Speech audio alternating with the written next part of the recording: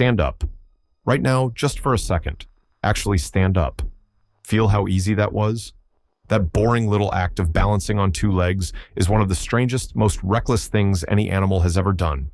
It wrecked your lower back. It made childbirth so dangerous it still kills. It made you slower than almost everything that ever wanted to eat you. No other mammal on Earth walks the way you just did. And here's the part that should stop you cold. Your ancestors started doing this millions of years before they had big brains, before tools, before fire. So why would any creature stand up and take on all that risk, for no obvious reward? The answer flips everything you were taught about human evolution upside down. You've seen the picture your whole life. A hunched ape slowly straightening up step by step until it becomes a tall, upright human. Brain grows, spine straightens, tools appear, all together, one smooth march to us. It's on t-shirts and in textbooks, and it's completely wrong. We didn't stand up because we got smart. We stood up first and stayed that way for millions of years while our brains were still barely bigger than a chimp's.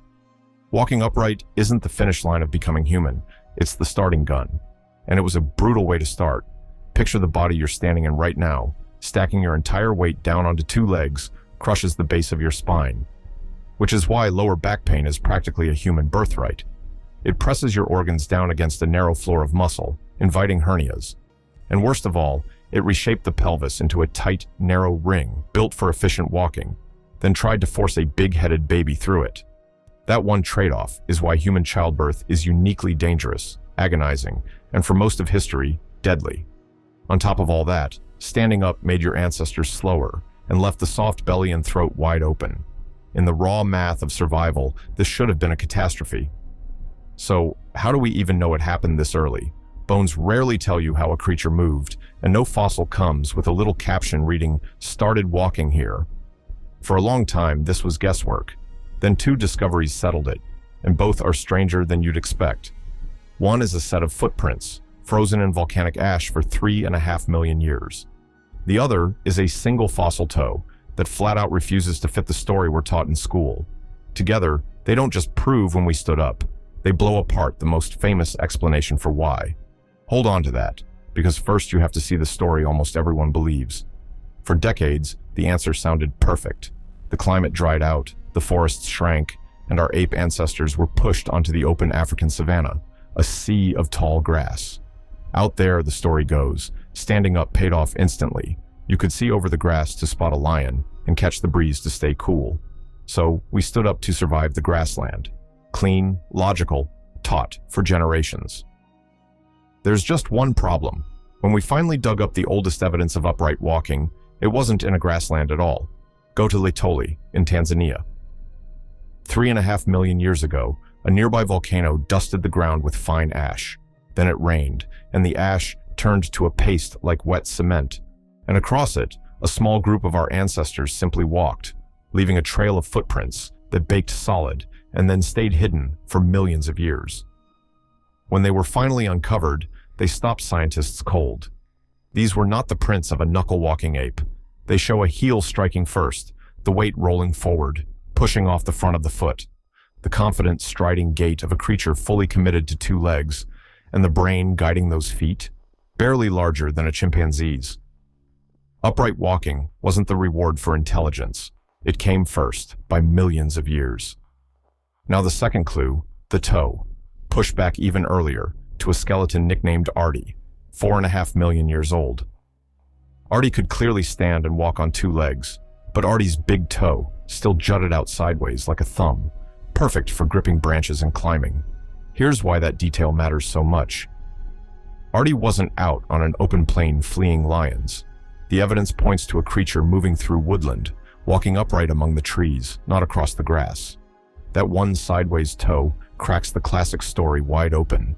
We may have started standing up before we ever left the forest. The grassland didn't force us up. We may have walked in already upright, which drops us right back into the mystery.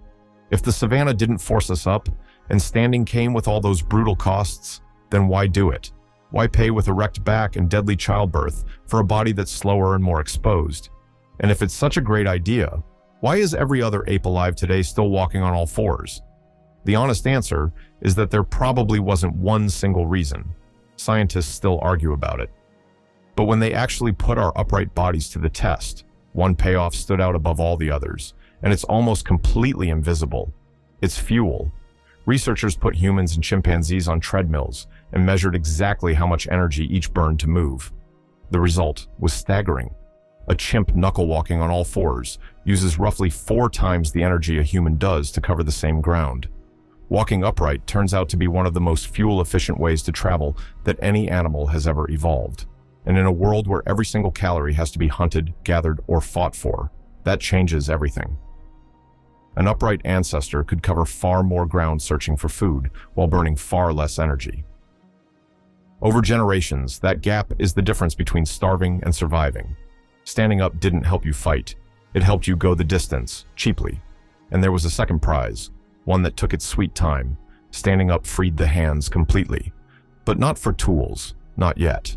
For millions of years, those free hands weren't chipping stone. They were carrying food back to share, carrying infants that could no longer cling to a coat of fur.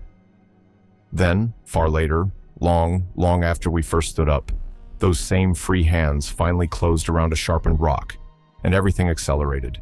The hands didn't cash in their reward for ages, but when they finally did, they remade the world. Get the order right, and this is the twist the whole video has been building toward.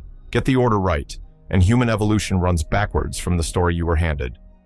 First, we stood up, around 7 million years ago. Then, for an almost unimaginable stretch of time, we walked the earth upright with small, ordinary ape brains. Only much later came the first stone tools, and only after that, later still, did the brain finally begin to swell into the organ reading these words. We did not become clever and then rise. We rose. We freed our hands. We spread across a continent on the cheapest legs in the animal kingdom. And clever came last. Standing up wasn't the result of being human. It was the key that unlocked the door.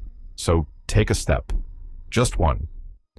That plain, unremarkable step is the single oldest human thing you do.